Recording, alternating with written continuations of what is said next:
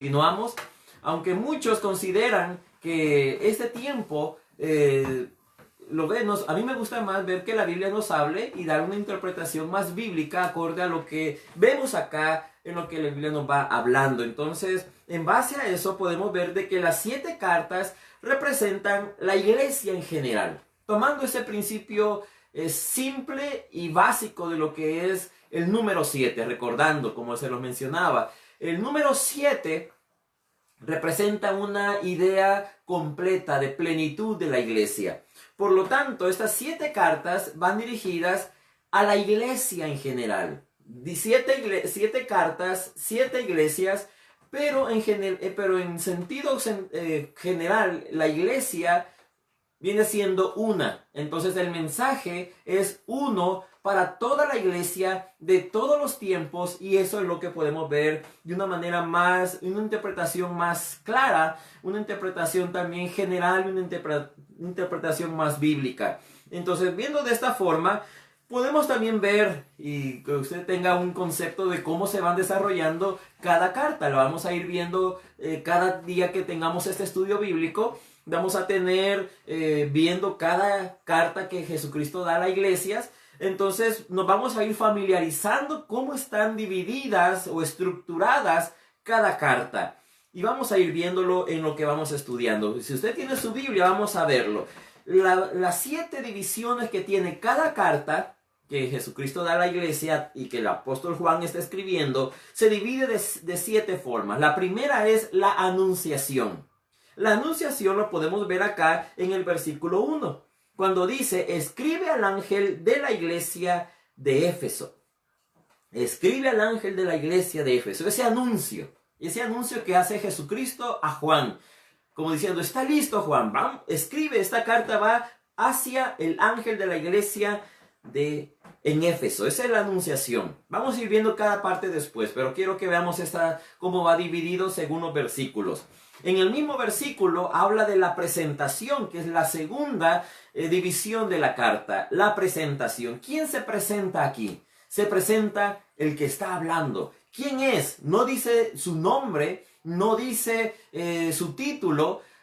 Lo que dice es lo que se vio en la visión, que fue en el capítulo 1, esos mismos detalles de la visión que Juan vio de Jesucristo, es lo que Jesucristo mismo se está presentando acá con esta misma simbología. Dice: el que tiene las 7 estrellas en su diestra, el que anda en medio de los 7 candeleros de oro, dice esto. ¿Quién lo dice? Lo dice el que tiene las 7 estrellas en su mano y está está caminando en medio de los 7 candeleros de oro. Él lo dice. Usted y yo ya lo sabemos quién es. Es Jesucristo. Él ocupa este lenguaje para presentarse en función de lo que va a decir. Cada carta dice algo diferente de sí mismo, pero siempre usando la manera como Juan lo vio en la visión que ya tenemos acá en el capítulo 1. En los primeros capítulos, versículo 12 al versículo 19. Entonces, aquí es donde vemos que Jesús se va describiendo él mismo. Él se describe. Entonces, él se presenta describiéndose como se le mostró a Juan. La tercera división que vemos de estas cartas, y cada una de las cartas, es la declaración. La declaración que va a decir a cada una de ellas, que no es la misma. Cada iglesia es única y cada iglesia va a tener una declaración diferente. La otra parte que tiene estas cartas, la quinta, es la aprobación. En cada carta, bueno, hay excepciones, pero en la mayoría de las cartas hay una aprobación. Hay una aprobación.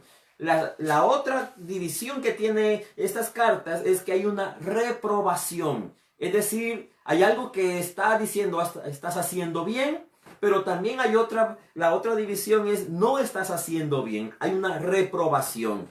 Luego, la sexta, hay una exhortación, hay un ánimo a la iglesia, a los creyentes, hay una bendición, hay una promesa, que luego es la última división, la remuneración. Esa promesa que está para quienes obedezcan las palabras o la exhortación o lo que Jesús está diciendo, esa aprobación o la declaración que Jesús está diciendo a la iglesia. Entonces, vamos a ir viendo los versículos. Entonces, como le decía, en la presentación, ya dijimos, se presenta Jesucristo.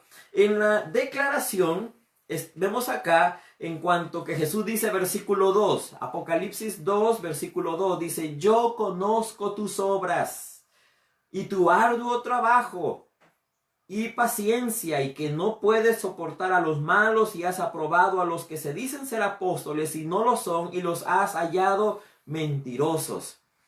Y sigue hablando esta declaración que viene diciendo, diciendo yo conozco tus obras. Esta declaración que Jesucristo dice es algo tan de tanta bendición, y ya pues vamos a hablar en detalle de esto, pero quiero que veamos estas partes. Luego la aprobación viene diciendo acá, luego más adelante en estos versículos, es la aprobación que dice, yo conozco tus obras, tu arduo trabajo y tu paciencia, no puedes soportar a los malos, y has aprobado a los que se dicen ser apóstoles y no lo son, y los has hallado mentirosos, has sufrido y has tenido paciencia, y has trabajado arduamente por amor de mi nombre, y no has desmayado. La aprobación que está dando aquí nuestro Señor Jesús a esta iglesia es de que es una iglesia trabajadora, una iglesia que se esmera, una iglesia que no ha desmayado. Luego versículo 6 sigue hablando de la aprobación, dice, pero tienes esto, que aborreces las obras de los nicolaitas, las cuales yo también aborrezco. Esta es parte también de la aprobación que está diciendo Jesús. Pero esta iglesia también tiene una reprobación, y eso la encontramos versículo 4 y versículo 5. Bueno, más bien el versículo 4 dice, pero tengo contra ti. Esto cuando siempre dice, tengo contra ti, está hablando acerca de algo que no le gusta a nuestro Señor Jesús, algo que no quiere ver en la iglesia. ¿Qué es lo que esta iglesia tenía que no estaba agradando a nuestro Señor Jesucristo? Dice, has dejado tu primer amor. Has dejado tu primer amor. Luego la exhortación, la encontramos en el versículo 5. La exhortación dice, recuerda por tanto de dónde has caído, y arrepiéntete y haz las primeras obras, pues si no, vendré pronto a ti y quitaré tu candelero de su lugar si no te hubieres arrepentido. Luego la remuneración la encontramos en el versículo 7, que dice, el que tiene oído, oiga lo que el Espíritu dice a las iglesias, al que venciere le daré a comer del árbol de la vida, el cual está en medio del paraíso de Dios. Entonces, aquí vemos las 7 divisiones de esta carta. Anunciación, presentación, declaración, reprobación, exhortación, remuneración, me faltó una, y la anunciación, creo que no la mencioné. Entonces, vuelvo a decir, la anunciación, presentación, declaración, aprobación, reprobación, casi a veces se confunden esas, aprobación y reprobación, exhortación y remuneración. Ahora sí me salió la cuenta, 7 divisiones o 7 formas como se divide esta carta, y las demás que se van a seguir viendo. Si usted se quiere adelantar leyendo, pues ahora sabiendo esto, usted puede ir a leer los versículos del 8, cuando terminemos este estudio de esta noche, del 8 al 11. Usted puede ver, diga, ¿cuál quiero encontrar? ¿Cuál es la anunciación? ¿Cuál es la presentación? ¿Cómo es la aprobación? Y usted ir descubriendo cada una de estas 7 divisiones en cada carta que vamos a ir estudiando después. Y luego para mañana usted puede mirar qué acertado estuvo esa división que usted fue haciendo. Vamos a hablar acerca, para entender este mensaje a esta iglesia, tenemos que entender el contexto, tenemos que entender a dónde estaba situada esta iglesia. Esta iglesia estaba situada en la misma ciudad de su nombre, Éfeso. Esa era la ciudad. La ciudad de Éfeso era una ciudad muy importante de aquel tiempo. Era la ciudad principal de la provincia romana en el Asia Menor.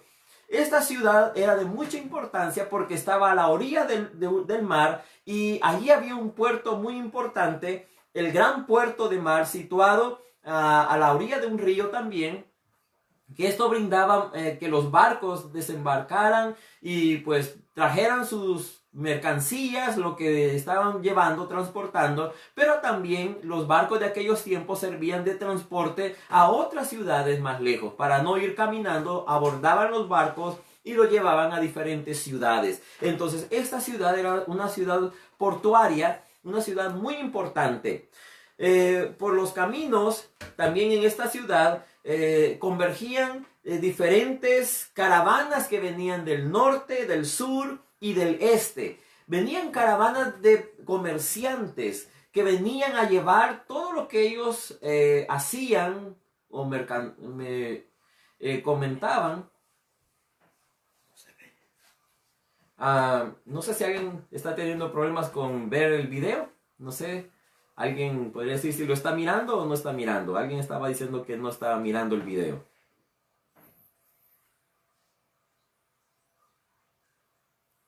Bueno, no sé. Si pueden escuchar bien el video. Déjenme ver acá en mi...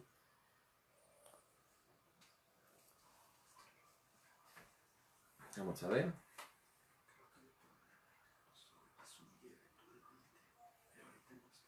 No encuentro mi aplicación. ¿Sí se está viendo? Muy bien. Gracias hermana que nos mencionó que estaba viendo. Alguien no lo estaba viendo bien. Muy bien, entonces continuamos, disculpe la interrupción. Entonces, la ciudad que podemos ver acá es una ciudad donde también convergían caminos que lo hacían una ciudad muy comerciante, una ciudad donde todas las ciudades traían sus trabajos, sus negocios, mandaban sus productos y los llevaban a diferentes ciudades. Caravanas venían que zarpaban hacia la ciudad de Corinto, una ciudad también muy importante, y la ciudad de Italia, que eran las ciudades muy importantes para llevar sus mercancías. También entonces esta ciudad, por lo tanto, una ciudad de puerto, una ciudad muy ruidosa, mucha gente allí, mucha gente viajando, mucha gente llegando, saliendo, una ciudad muy popular. También era una ciudad muy importante porque cuando el procónsul romano se establecía o tomaba sus funciones, la ciudad que llegaba para presentarse a todo el Asia Menor era la ciudad de Éfeso. Entonces, la primera ciudad que visitaba el procónsul, ya en función como su gobernante, era la ciudad de Éfeso. Éfeso también era conocida como la carretera hacia Roma. Era una ciudad donde era muy central para poder llegar a Roma. También en el momento cuando hubo la persecución a los creyentes, en el año 95 aproximadamente, los cristianos eran llevados, cuando iban a irse hacia Roma, eran llevados en esta ciudad, de esta ciudad salían en los barcos hacia Roma. Entonces, esta ciudad más adelante, con los años, fue conocida como el Camino de los Mártires.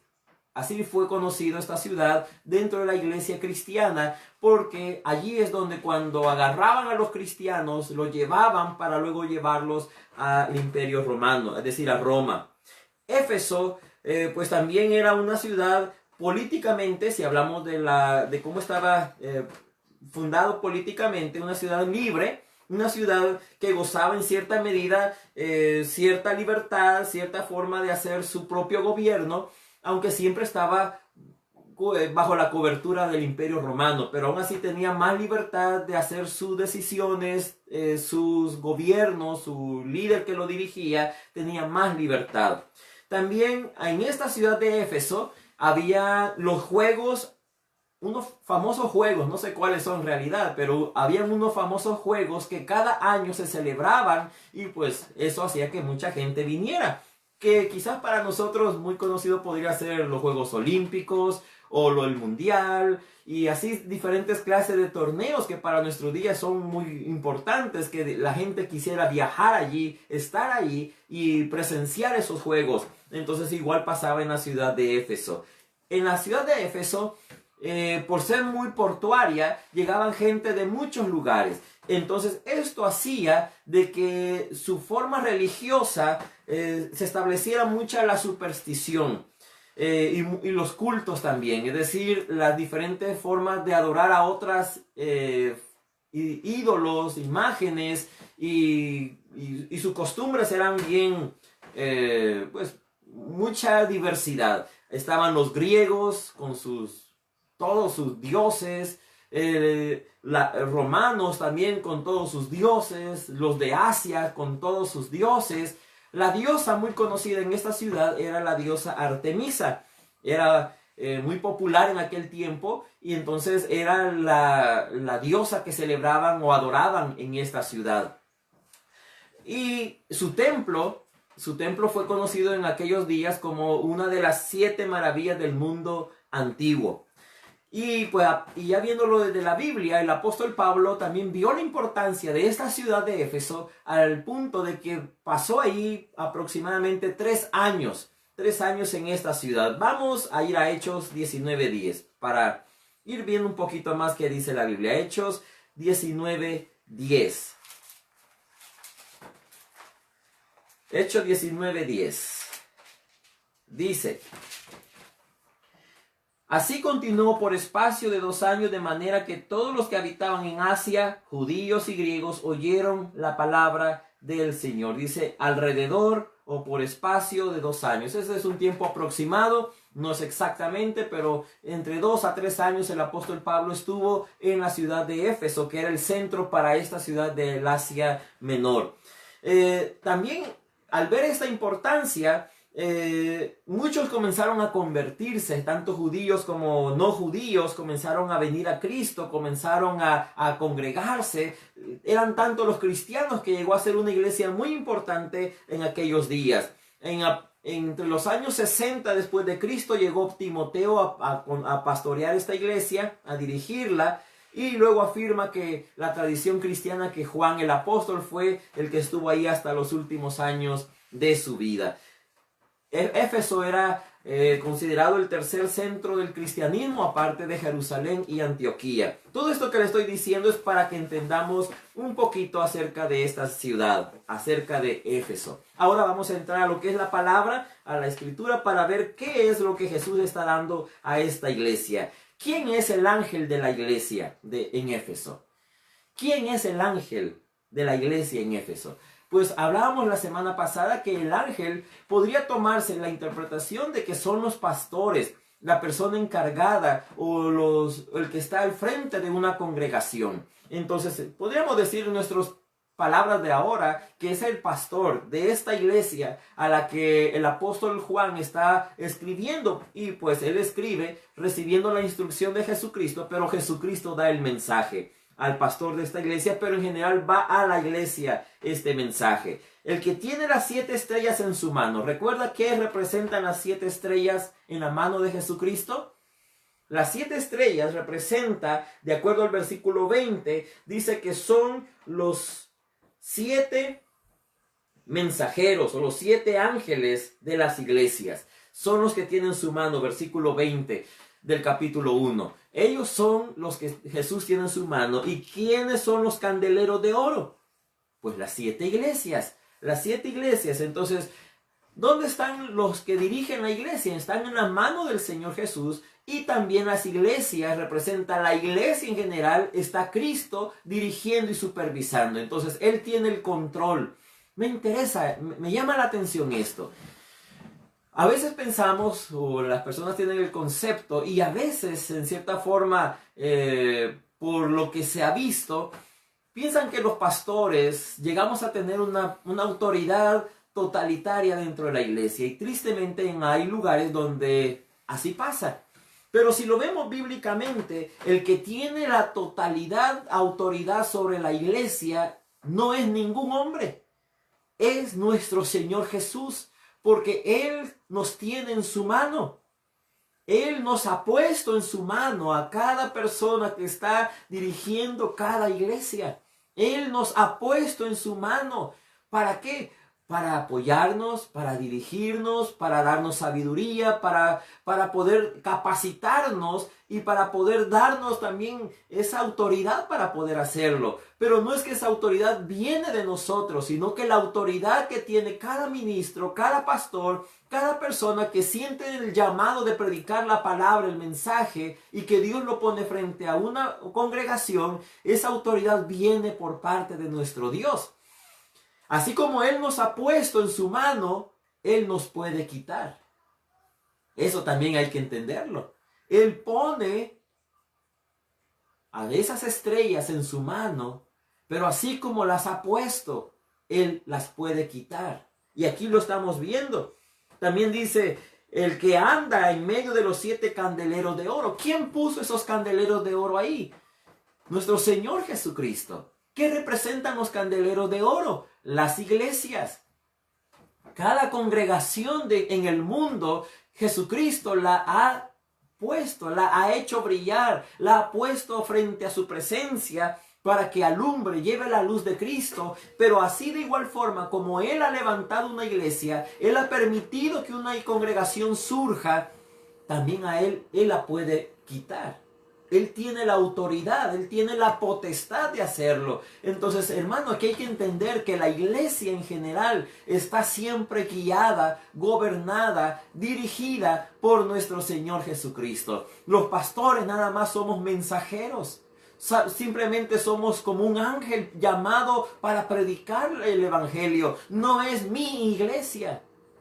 La amamos, yo amo mi congregación, amo a mis hermanos que Dios nos ha puesto para apoyarles, enseñarles, aconsejarles, orar por ellos. Amamos a todas esas familias, amamos a nuestros niños que llegan a la iglesia, amamos a los jóvenes porque sabemos cuánto valen para nuestro Señor Jesús.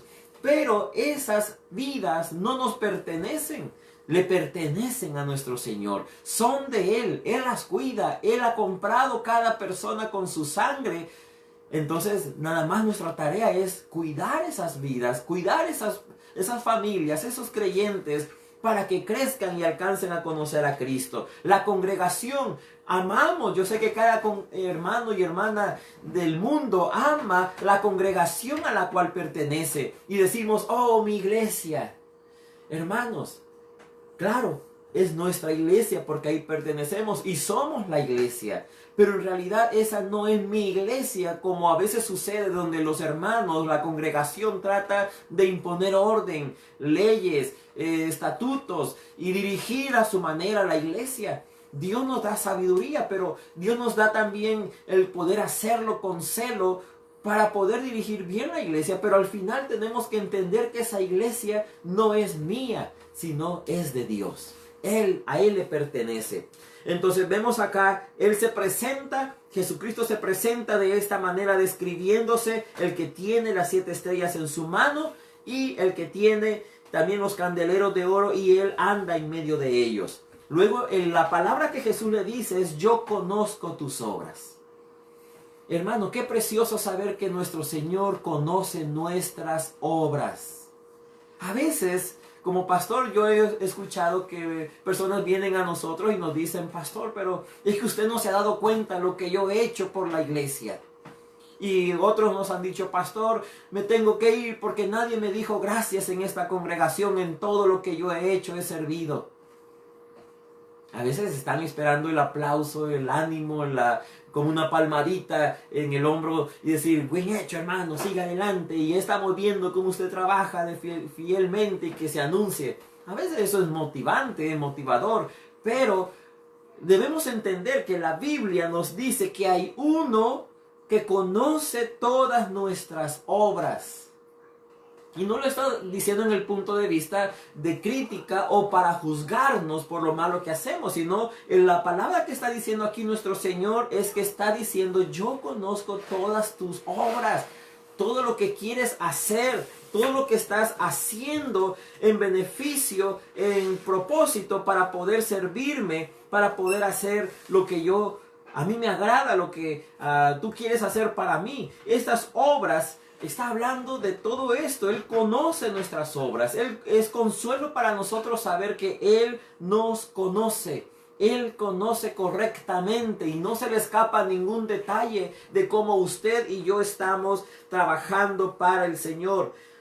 También dice versículo 2, y conozco tu arduo trabajo. Tu arduo trabajo. Esta palabra trabajo se refiere a un término donde alguien está trabajando hasta sudar.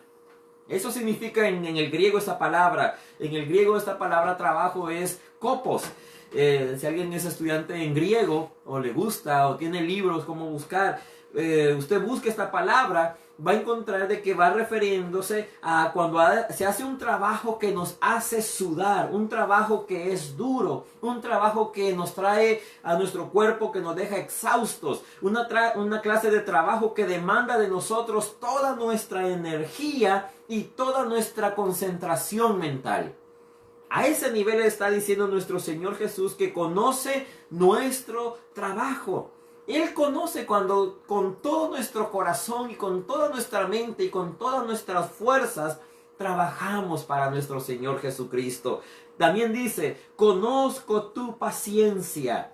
Esta paciencia, en nuestra versión de la Biblia, la mejor palabra que ellos vieron que pudiera ser la más simple para escribirla fue paciencia, pero realmente la palabra que quiere decir en el griego más acertada es esa firme resistencia, porque a veces podría confundirse la paciencia con un estado de reposo, un estado de decir, bueno, estoy aquí pacientemente esperando que Dios haga algo, y pues un poco de hasta cierta forma como conformismo o una forma de resignación o una forma de decir, bueno, yo ya lo intenté, pero aquí ahora voy a esperar. No es tanto así, sino que esta palabra que se escribe, que el apóstol Juan escribió porque escuchó la que Cristo le dijo, esta palabra es una firme resistencia.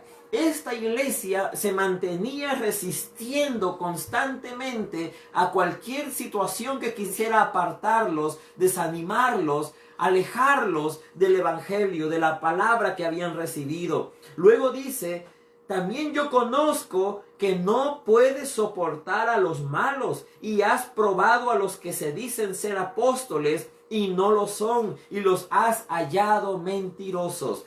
¿Qué nos dice esto? De que en la iglesia se van a levantar personas que dicen tener un llamado, tener un propósito, hacen algo grande o espectacular dentro de la iglesia, pero muchas veces no son mandados o puestos por Dios, más bien son falsos por lo que está diciendo aquí. Has probado a los que se dicen ser apóstoles, es decir, son falsos apóstoles. Y dice acá, y no lo son, es decir, son apóstoles, decían ellos, pero Jesucristo dice, porque Él conoce todo, dice, pero no lo son. Es decir, la iglesia tiene que tener ese cuidado de saber ver las cualidades, ver que si esa persona está apegándose su vida, su ejemplo, de acuerdo a la medida suprema que tenemos. No es a otro hombre aquí a quien estamos siguiendo, quien nos discipuló, quien nos enseñó, quien nos habló del evangelio, no. Quien es nuestra medida suprema para saber cuál es la medida que tenemos que seguir y hacer es nuestro Señor Jesucristo. Él es esa medida. Él es la estatura y plenitud a la cual nosotros debemos crecer. Él es nuestro ejemplo. Si los pastores no estamos siguiendo el ejemplo de Cristo, entonces no somos pastores, somos falsos pastores.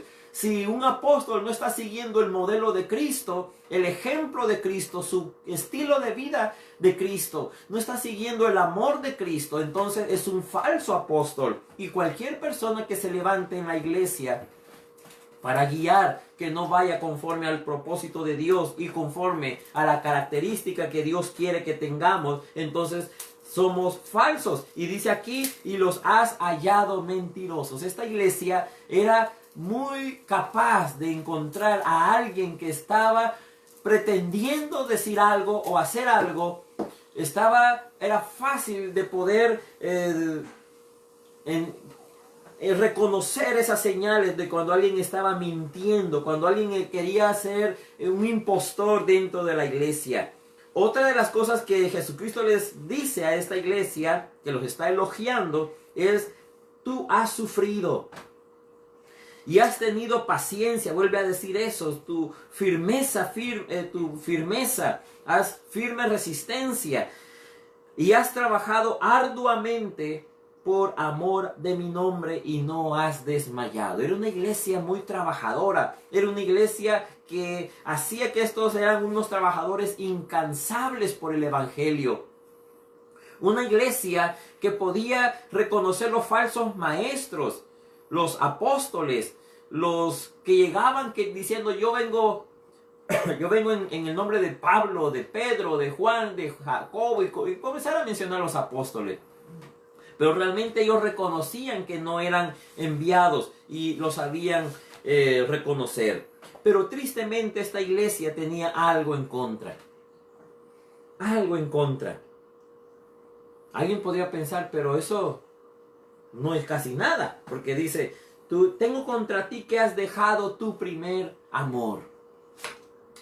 Pero alguien diría: pero esta iglesia era una iglesia que estaba haciendo mucho. Jesucristo lo está diciendo: sus obras, su arduo trabajo, su paciencia, que realmente es su firmeza sabía resistir bien, sabía reconocer lo falso. Una iglesia que sufría, una iglesia que se mantenía arduamente por amor de su nombre, y que una iglesia que no desmayaba. Pero eso Jesús lo está elogiando y dice: está bien, pero hay algo que tú tienes que no me gusta. Le está diciendo Jesús: hay algo a ti que tengo contra ti. Has dejado tu primer amor. ¿Cuál era ese primer amor? No es que haya diferentes niveles de amor. No es que haya 4 o 5 niveles de amor y que el primero sea el mejor y que los demás no. No, solo hay un amor. Solo hay un amor. ¿Cuál es ese amor? El amar a Dios con todo nuestro corazón, con toda nuestra alma, con toda nuestra mente, con todas nuestras fuerzas. Pero ese amor también lleva otro mandamiento consigo: y amar a nuestro prójimo como a nosotros mismos. La iglesia, dice, no había perdido su amor por Cristo, pero había dejado su primer amor, dice que por amor de su nombre, esta iglesia soportaba el arduo trabajo y no había desmayado. Es porque amaban a Dios, amaban a nuestro Señor Jesucristo. Pero entonces, ¿por qué dice acá que había dejado su primer amor? Ese primer amor era el amor hacia los hermanos, el amor hacia el prójimo, el amor hacia aquellos que estaban dentro de la iglesia. Este primer amor que ellos habían dejado era prácticamente lo que ellos los hacía conocerse en la iglesia. Vámonos a Hechos 19:20. Hechos 19:20. Hechos 19:20.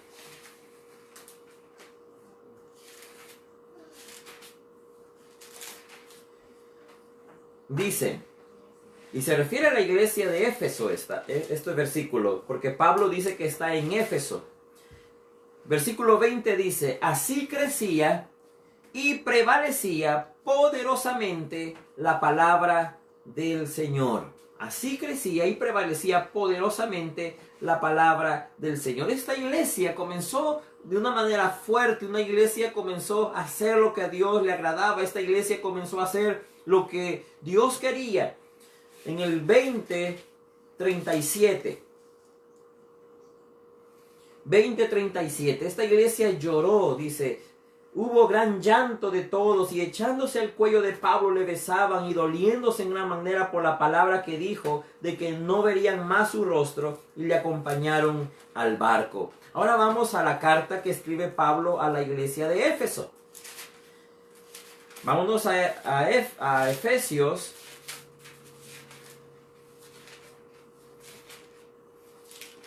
Efesios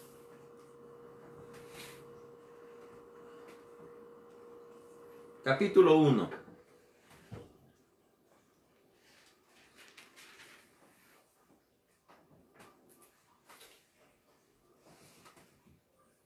Versículo 15. Efesios 1:15. Dice: por esta causa también yo, habiendo oído de vuestra fe en el Señor Jesús, y oiga, y de vuestro amor para con todos los santos. Esta iglesia y el apóstol Pablo está escribiéndoles y les dice que ha escuchado de ellos su fe en el Señor Jesús, pero también ha escuchado de ellos el amor que tiene para con todos los santos, para todos los creyentes que estaban dentro de esa iglesia y para los que estaban fuera de esa iglesia. Y dice, y no ceso de dar gracias por vosotros, haciendo memoria de vosotros en mis oraciones, para que el Dios de nuestro Señor Jesucristo, el Padre de gloria, los dé espíritu de sabiduría, de revelación en el conocimiento de Él, alumbrando los ojos de vuestro entendimiento. Y sigue hablando el apóstol Pablo. Esta iglesia al inicio era una iglesia que abundaba en amor, abundaba en el amor. Hermanos, todo el trabajo que podemos hacer, todo lo que podemos hacer por Cristo, todo lo que podemos entregarnos por Cristo, todo lo que usted y yo podamos hasta, como dice aquí, sudar por Cristo, no va a contar si nosotros perdemos nuestro amor. Y este es un llamado para toda la iglesia de todas las edades, no solo para la iglesia del primer siglo, sino para la iglesia de todos los tiempos. La iglesia nunca debe perder su primer amor. La iglesia no debe perder el amor a Dios y el amor para sus hermanos, para su prójimo. Una iglesia que pierde el amor es una iglesia que comienza a caer en leyes. Esta iglesia, para muchos han visto que era tan celosa en cuanto a lo que llegaban, porque luego dice versículo 6 del capítulo 2 de Apocalipsis 2:6 dice, pero tienes esto, que aborrece las obras de los nicolaítas, las cuales yo también aborrezco. Entonces, esto significa que era una iglesia que tenía una serie de normas y que sabían reconocer al que no era de Dios, pero también a los que andaban en el pecado. Y no lo permitía, era muy celoso en la fe, en la doctrina, en el Señor. Pero esto comenzó a predominar. Es lo que muchos llegan a la conclusión, que esta iglesia llegó a poner primero las leyes, las normas, las cualidades que ellos querían ver en cada creyente, que comenzaron a olvidar el amor. Jesús no está diciendo que es malo lo que estaban haciendo primero de esas normas que los hacían mantener la vida cristiana como había sido enseñado. Pero lo que le está diciendo aquí es que tenían que hacer eso combinado con el amor de Cristo. No vamos a permitir un desorden de la iglesia, o que se cambie la doctrina, o que entren engañadores a la iglesia solo por no perder el amor. No, el amor significa que nosotros vamos a ver a las personas como Cristo las ve. Cristo ama a las personas, quiere que cambien, quiere que se arrepientan, quiere que cambien de sus malos caminos, del pecado, a una vida nueva. Pero nosotros no debemos ser los que los cambiamos, sino dejar que Dios haga el cambio, que Dios haga la transformación en sus vidas. Esta iglesia estaba perdiendo su primer amor. Esta iglesia había dejado su amor por Cristo, reflejado por el amor a sus hermanos. El amor por Cristo y el amor por los hermanos son dos cosas que no se pueden separar. Si decimos amar a Dios, y eso lo dice ampliamente el apóstol Juan en sus cartas, si nosotros decimos amar a Dios, tenemos que reflejarlo en el amor a nuestros hermanos, el amor a nuestro prójimo. Una iglesia no debe perder su amor por Dios, ni su amor por el prójimo. Y eso es lo que Jesús le dice: por lo tanto, tengo contra ti que has dejado tu primer amor. Hermanos, nosotros somos la iglesia. Cuando dice la iglesia, has perdido tu primer amor o has dejado tu primer amor, significa de que nosotros, cada miembro de esa congregación, estamos descuidando el amor. Esto no solamente depende del pastor, sino es de todos. Es de todos el deber mantener el amor constante dentro de la iglesia. La sociedad que vivimos, hermanos, es una sociedad donde el amor no se conoce. El verdadero amor no se conoce. ¿Cuál es el verdadero amor? El verdadero amor que Dios nos ha enseñado es el que podemos nosotros dar sin esperar algo a cambio. El que nosotros podemos ayudar sin esperar ser ayudados. El que nosotros amamos desinteresadamente. El de que amamos a la persona aun cuando no se le ve esperanza. Pero aún así le amamos. Vemos a la gente en pecado y decimos, Dios puede hacer algo con estas personas. Dios les ama y quiere alcanzarlos y nosotros podemos hacer algo por ellos. Este pasaje está diciendo que habían dejado su primer amor, es decir, ellos voluntariamente lo habían dejado a un lado, lo dejaron olvidado. Luego dice versículo 5, la exhortación que le dice Jesús, recuerda de dónde has caído, recuerda aquellas primeras obras, le dice, de donde tú estabas, arrepiéntete. Alguien pensaría que esto es alguien que estaba haciendo un gran pecado, pero alguien dice, pero sus obras externas eran buenas.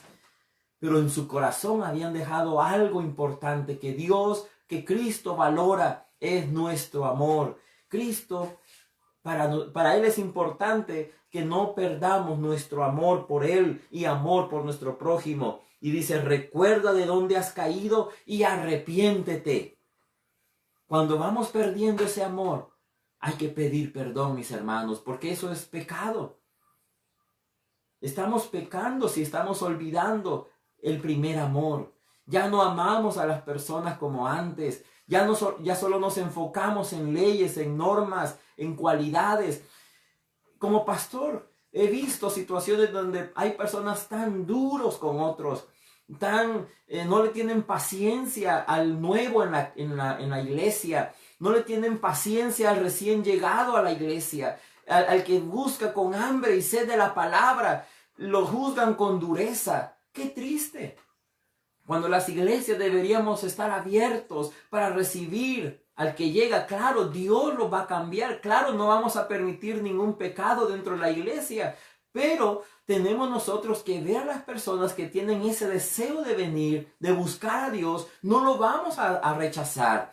Porque Dios nos rechaza. Si no, Dios nos hubiera rechazado a nosotros.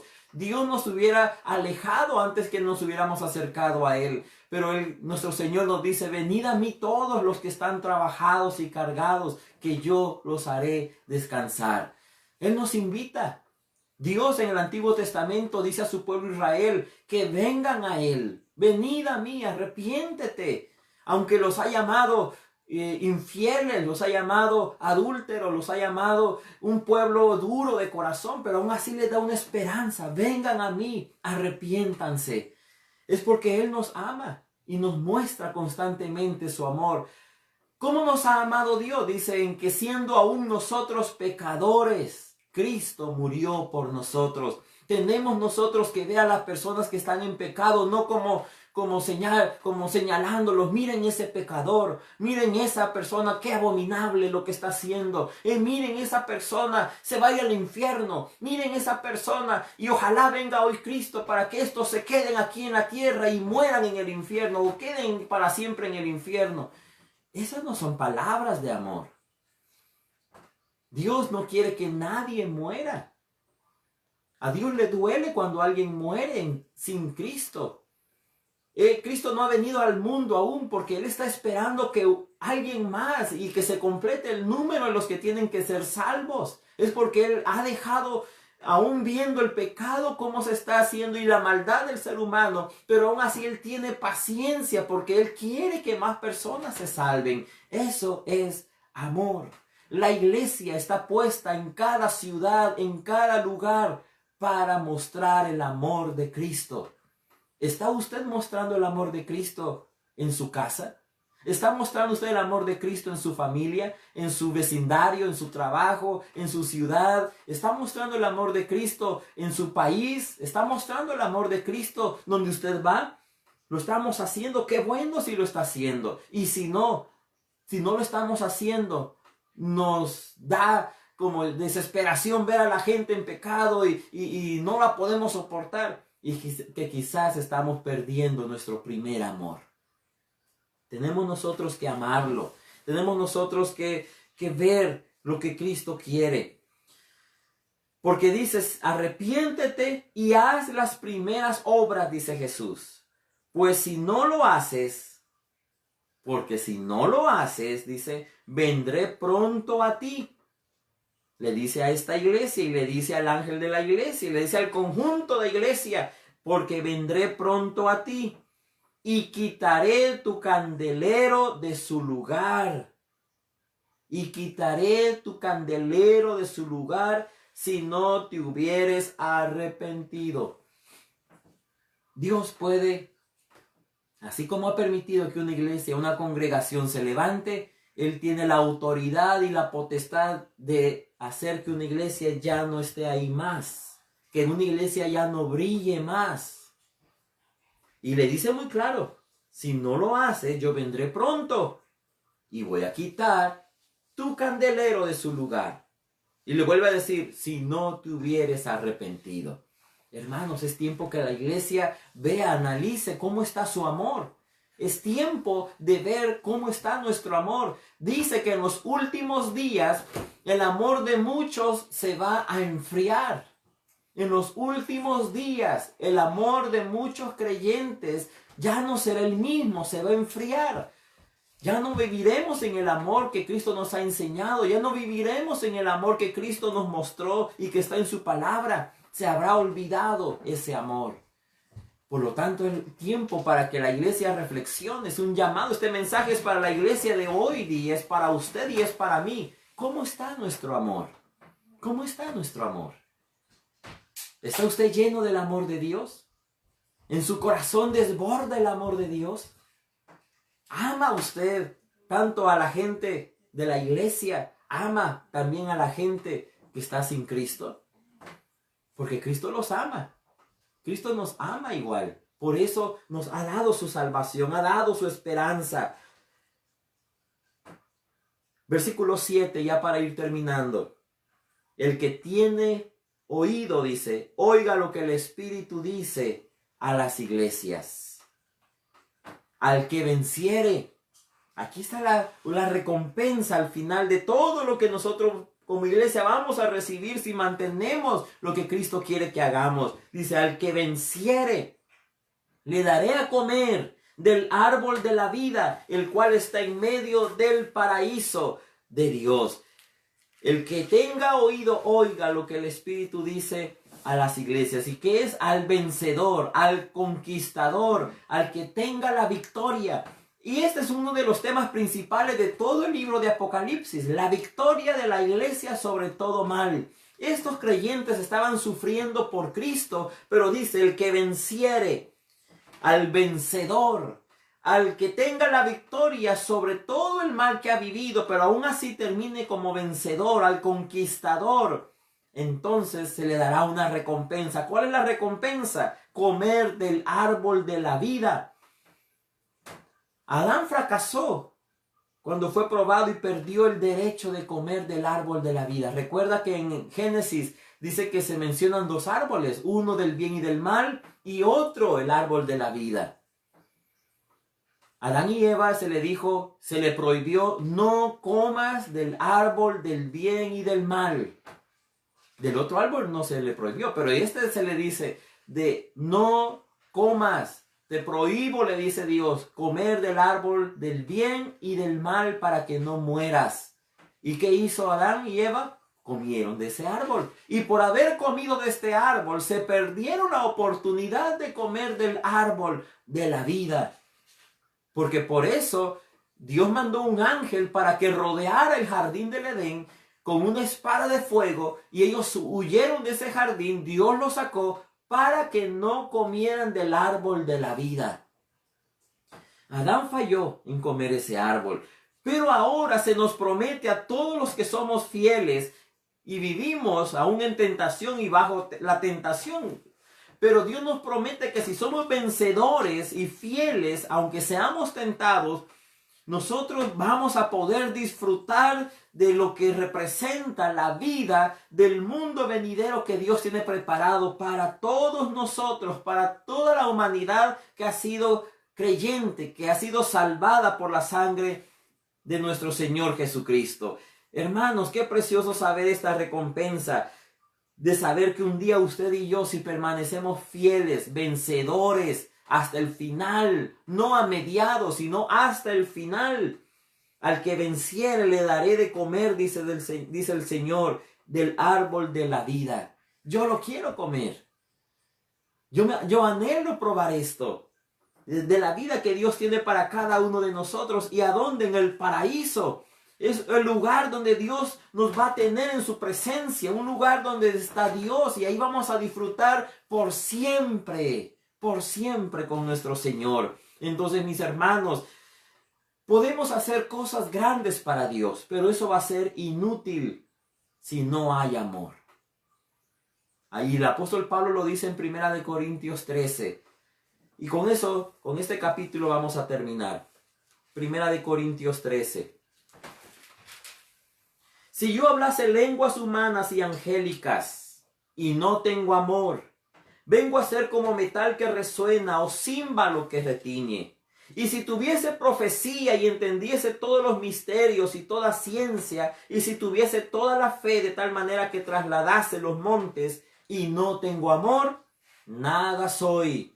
Y si repartiese todos mis bienes para dar de comer a los pobres, y si entregase mi cuerpo para ser quemado, y vuelvo a decir, y no tengo amor, de nada me sirve. ¿Qué quiere decir esto el apóstol Pablo? De que podemos hacer muchas cosas para Dios, y pensar de que estamos agradando a Dios, y pensar de que estamos haciendo lo que Dios quiere, porque muchos dicen, oh, y el apóstol Pablo dice, yo hablo unos idiomas sobrehumanos, es decir, unas lenguas angelicales, y aún puedo hablar todos los idiomas del mundo. Y dice el apóstol, pero si no tienes amor, vienes a ser como un metal que resuena, que retiñe, es decir, solo hace escándalo, solo hace ruido. O alguien dice, yo soy profeta y entiendo todos los misterios y toda la ciencia del universo, del mundo, y aún tengo toda la fe. Yo soy un hombre de fe, que si puedo trasladar todos los montes al mar. Pero Pablo dice, y si no tienes amor, no eres nada.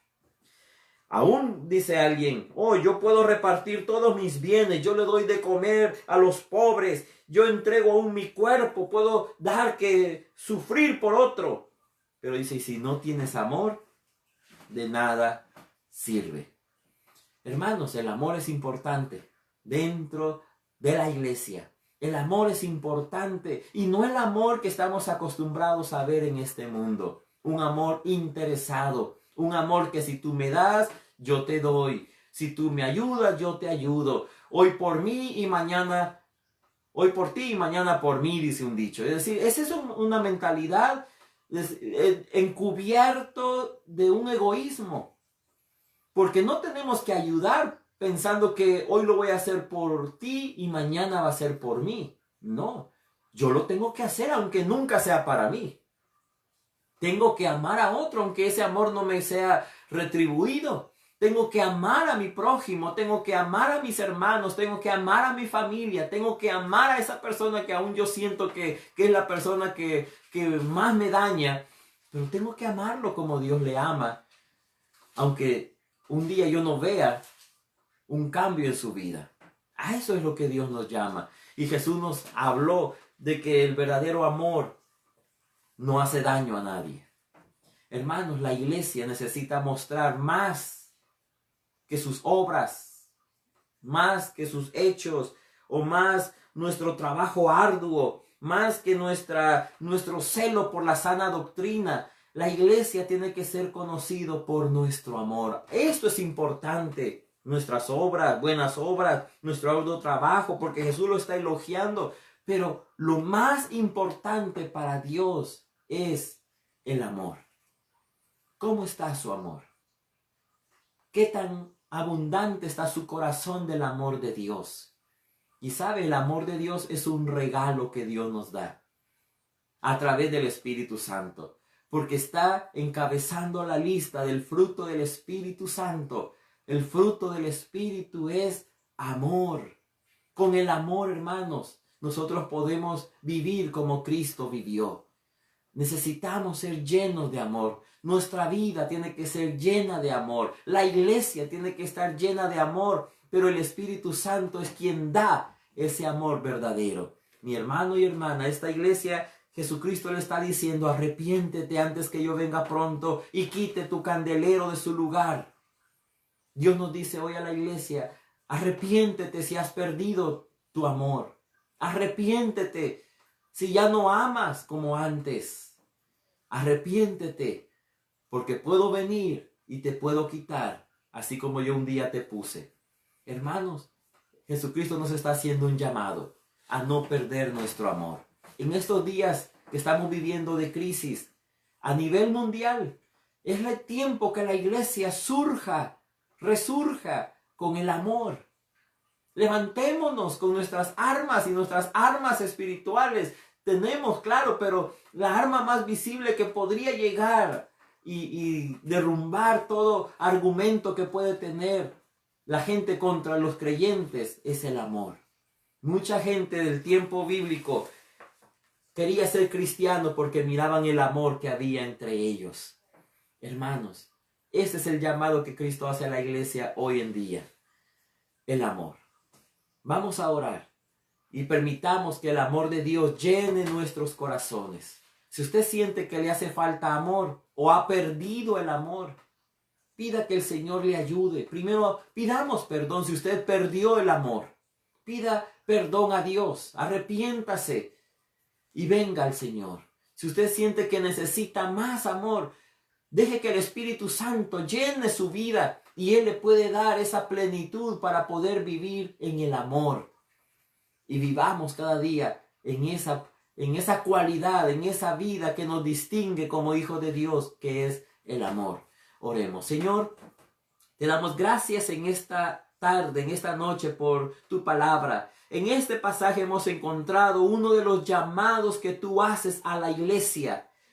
En aquel tiempo se lo hiciste a la iglesia de Éfeso. Ahora, Señor, tú nos haces este llamado para nuestra iglesia de hoy día, del año 2020. Señor, perdónanos si hemos perdido nuestro primer amor. Señor, nos arrepentimos por la pérdida de amor que hemos tenido como creyentes, como iglesias en el mundo. Señor, perdónanos porque nos hemos concentrado más en nosotros, más en nuestras prioridades, más en nuestra agenda, más en nuestras obras y no en lo que tú, Señor, ves primordial, que es vivir en el amor.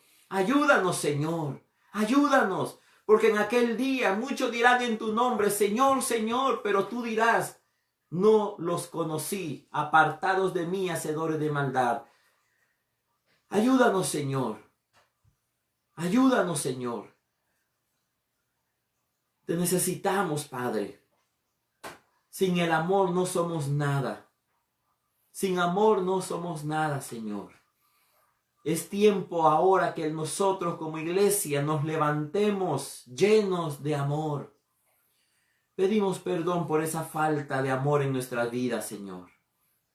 Pedimos perdón porque estamos mostrando un falso evangelio, un falso cristianismo. Si nos falta amor, estamos mostrando un falso cristianismo. Cuando no vivimos en compasión, cuando no vemos al que sufre, cuando no nos ponemos en el lugar de la persona que está a nuestro lado, estamos perdiendo nuestro primer amor. Hemos perdido nuestro primer amor.